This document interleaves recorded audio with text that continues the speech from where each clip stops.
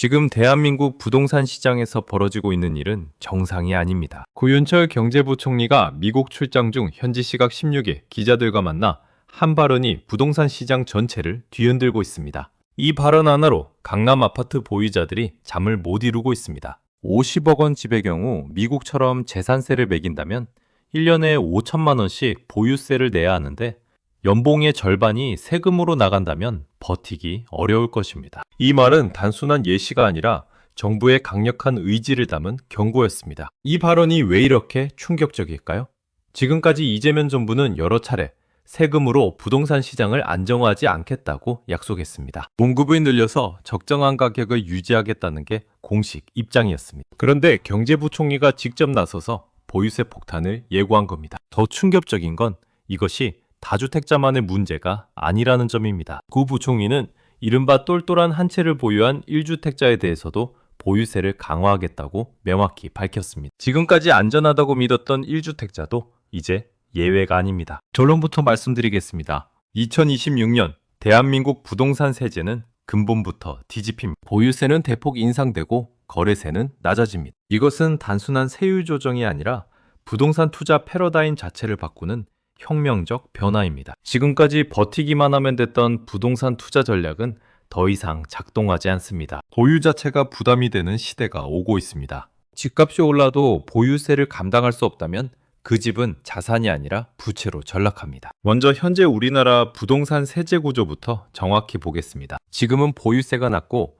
거래세가 높은 구조입니다. OECD 국가 중에서도 보유세 비중이 가장 낮은 축에 속합니다. 반면 거래세는 세계 최고 수준입니다. 공시가격 50억 원 아파트를 보유한 2주택자의 경우 종합부동산세와 재산세를 합쳐도 연간 약 1천만 원 내외입니다. 정확히 계산하면 종부세 약 700만 원, 재산세 약 300만 원 수준입니다. 월로 환산하면 83만 원 정도입니다. 50억이라는 자산가치에 비하면 매우 낮은 수준입니다. 자산가치 대비 연 0.2%에 불과합니다. 예금 이자보다 낮습니다. 반면 이 집을 팔 때는 완전히 다른 세상이 펼쳐집니다. 양도소득세가 최대 45%까지 붙습니다. 지방소득세 4.5%까지 합치면 실효세율이 49.5%, 거의 절반입니다. 양도차익 10억이면 5억을 세금으로 냅니다. 이게 바로 사람들이 집을 팔지 않는 이유입니다. 10억 원 차익이 나면 5억 원을 세금으로 내야 합니다. 그러니 집주인들은 팔지 않고 버팁니다. 보유세는 연 1천만 원으로 감당할 만하니까요. 10년을 보유해도 보유세는 1억 원이지만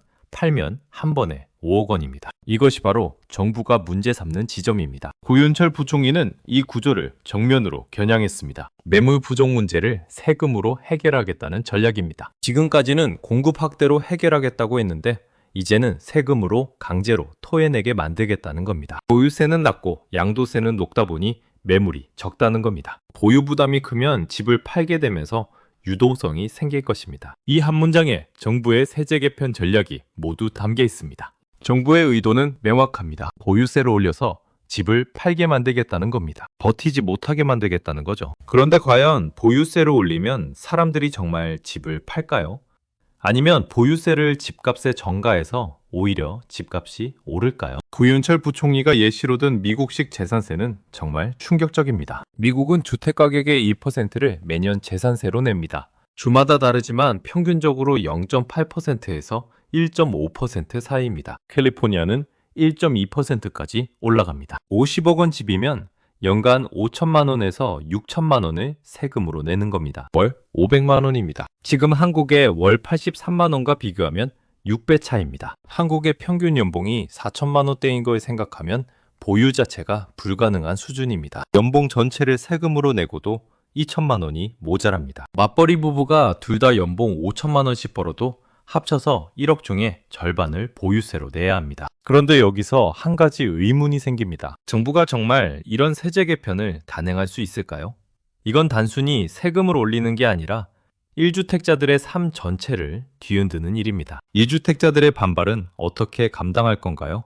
특히 서울 강남, 서초, 송파, 용산이나 목동, 분당처럼 집값이 높은 지역 2주택자들은 세금 폭탄을 맞게 됩니다. 이들은 투기꾼이 아니라 평생 일해서 집 한 채 마련한 평범한 사람들입니다. 여기에 핵심이 있습니다. 정부는 단계적으로, 선별적으로 접근할 가능성이 높습니다. 한 번에 모든 걸 바꾸는 게 아니라 천천히 그리고 고가 주택부터 시작하는 겁니다. 처음부터 모든 1주택자에게 때리지는 않습니다. 대신 공시가격 20억 원 이상, 30억 원 이상 구간부터 보유세를 대폭 올릴 겁니다. 처음에는 부자들만 세금 더 내는 거라는 여론을 만들고 그 다음에 점차 대상을 확대하는 전략입니다. 2026년 6월 지방선거라는 변수도 있습니다. 선거 전에는 세금 폭탄을 터뜨리기 어렵습니다. 정치적으로 자살 행위니까요. 그래서 구윤철 부총리의 발언 시점이 중요합니다. 지금 미리 신호를 보내서 시장이 적응할 시간을 주는 겁니다. 하지만 선거가 끝난 직후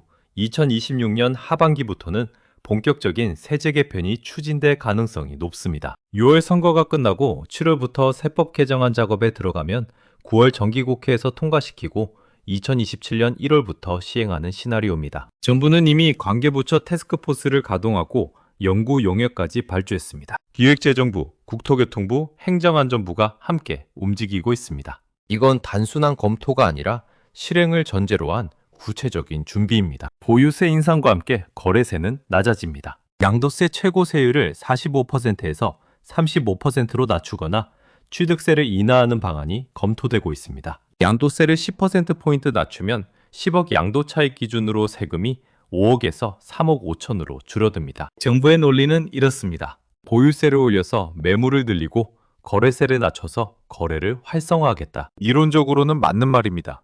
경제학 교과서에 나오는 정석입니다. OECD도 권고하는 방향입니다. 하지만 현실은 다릅니다. 보유세가 오르면 어떤 일이 벌어질까요?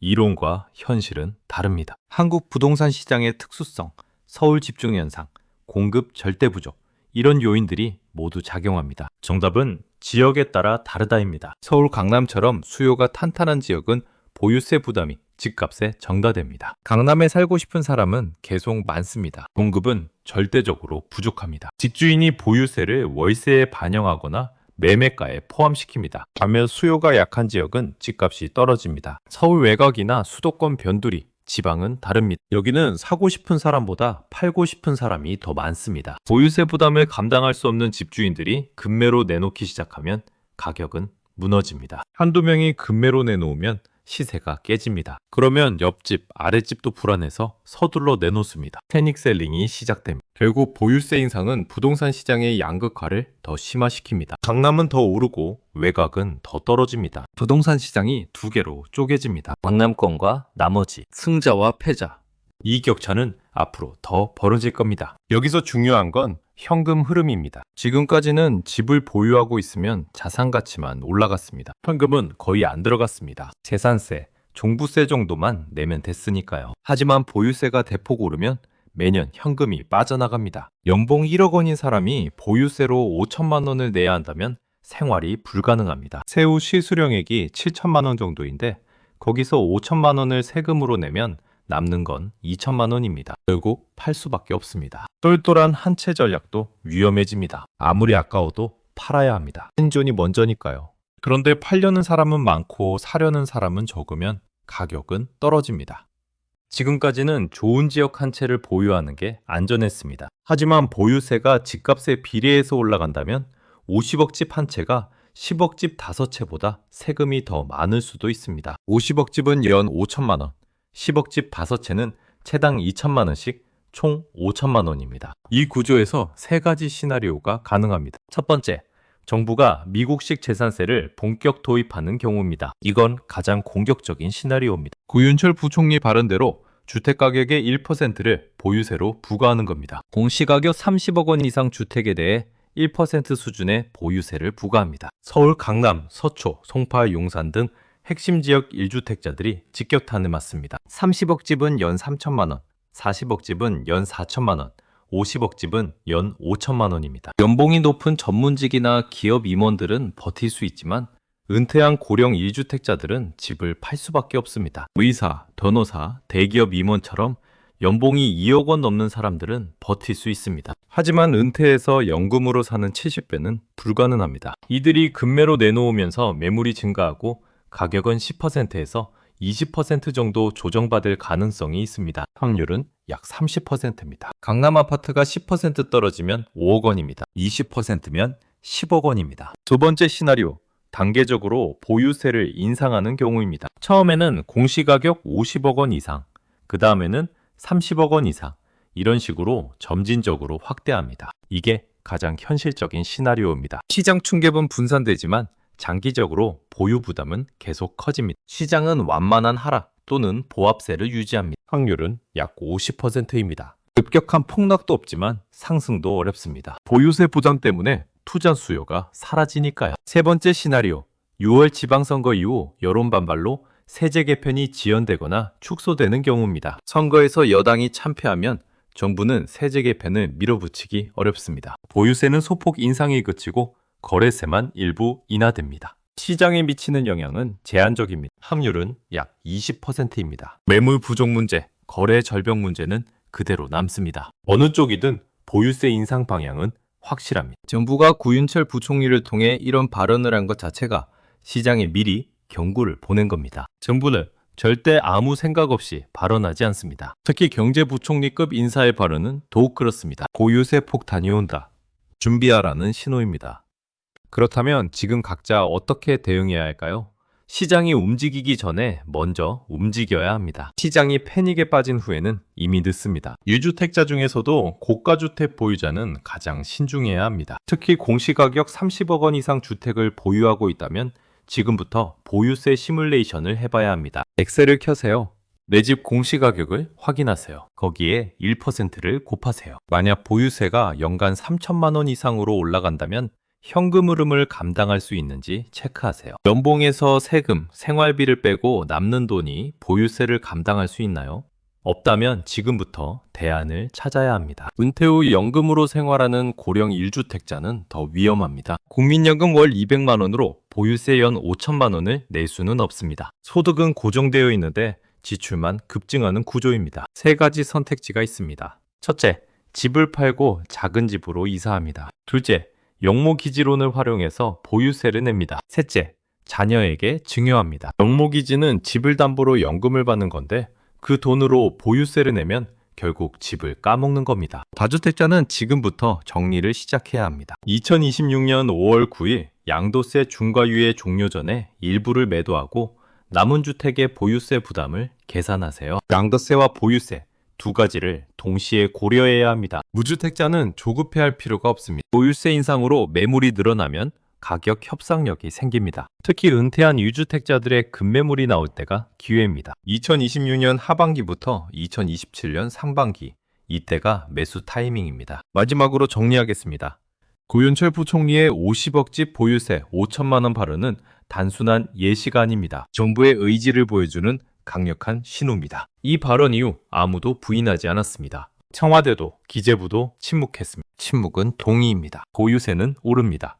거래세는 내려갑니다. 이것이 2026년 대한민국 부동산 세제 개편의 방향입니다. 지금 필요한 건 두려움이 아니라 준비입니다. 보유세 인상이 내 자산에 어떤 영향을 미칠지 정확히 계산하고 지금부터 대응하세요. 2026년 하반기 보유세 폭탄이 터집니다. 준비되지 않은 사람은 살아남을 수 없습니다.